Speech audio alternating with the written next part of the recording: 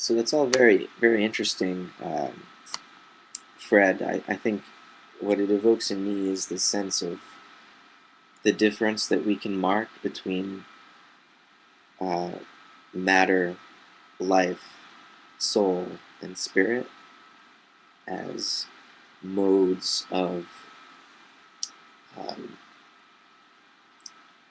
existence, modes of experience, modes of expression, and uh, becoming. I mean,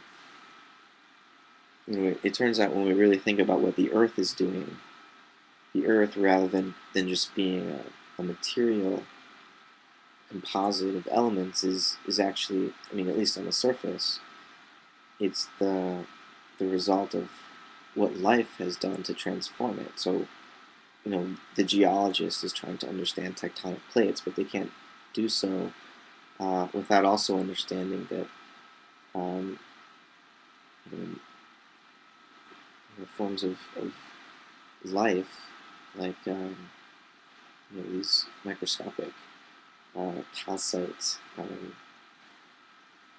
coccolithophores, will produce these shells made of limestone that then fall when they die onto the seafloor, and over time, over millions of years, generates enough weight to force a tectonic plate to begin um, subducting, and pressed down beneath another plate, which then moves over, and all of a sudden, life has transformed what was an inorganic process, put it into motion, and it seems that the whatever life is, it seems to be contagious, and it sets into motion the world around it.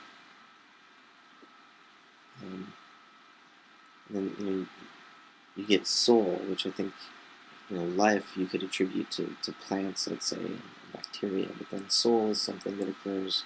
It's not just multicellularity, which would be plants are doing that. Um, it's also a sense of inner experience or imagination, some sort of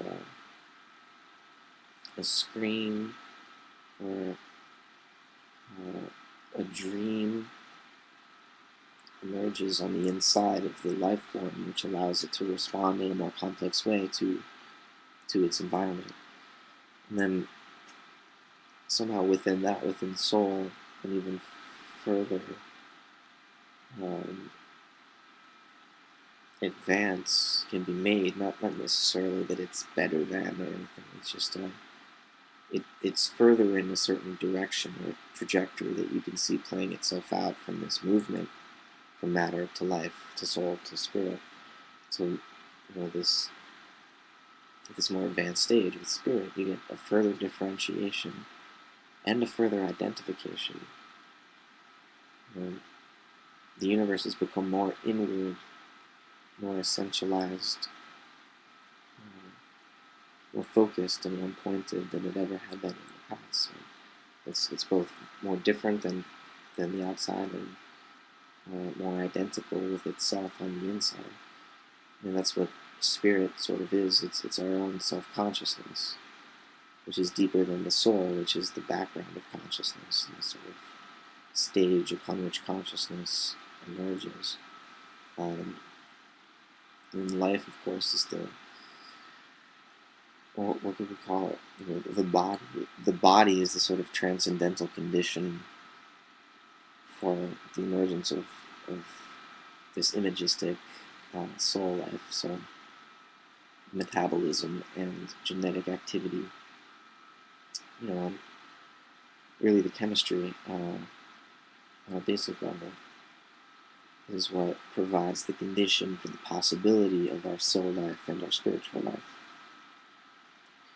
And then, of course, the condition for the possibility of the living body is the material earth. But somehow, after life comes to life, matter is never again the same. And after the soul awakens, or at least dreams, after the soul enters into this experiential plane of images and symbols,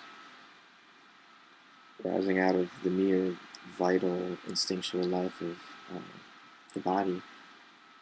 Only then can awareness or self-consciousness look back on the whole operation and say that it is good or bad, or that it is true or false, or that it is beautiful or deformed. And I think it's that ability to judge that is really a human capacity, that ability to stand back and observe. Only a spirit can do that.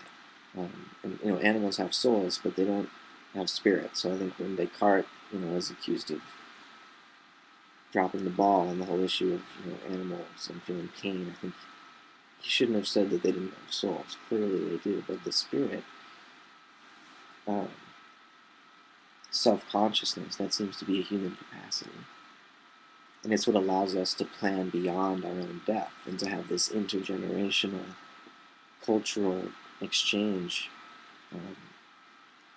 a memory that transcends genes. It's not that other species don't have a sort of proto-culture. It's that as individuals, they cannot make decisions motivated by a consciousness of the circumstances facing their children. And I say that and wonder, there could be an experiment that you could create that would show that a chimp or a bonobo or something could do this, or maybe an African parrot, an African gray could do this, or a dolphin could do this. And consider it's. I mean, every mammal considers its young and sort of has compassion for its young, and so in that sense is considering the next generation. But humans can consider more than a single generation into the future. Humans can almost consider, eternity. What is the good, in itself, and contemplate ethics on that level of abstraction, which is really it's our consciousness of our own death and our ability to think beyond our own death, and perhaps even beyond the extinction of our own species. That seems to be a prerequisite for thinking cosmologically on some level. To not anthropomorphize about the nature of the universe, you need to be able to consider it in your own absence. What would it be like without you? Not just as an individual member of your species, but as a species with a certain set of sensory organs and capacities, psychological capacities. So yeah, I just wanted to throw out that little riff about this semi hierarchy of terms: matter, life, soul, and spirit. It's just an interesting story to tell about the way ideas relate to one another and to whatever that thing is that we call reality.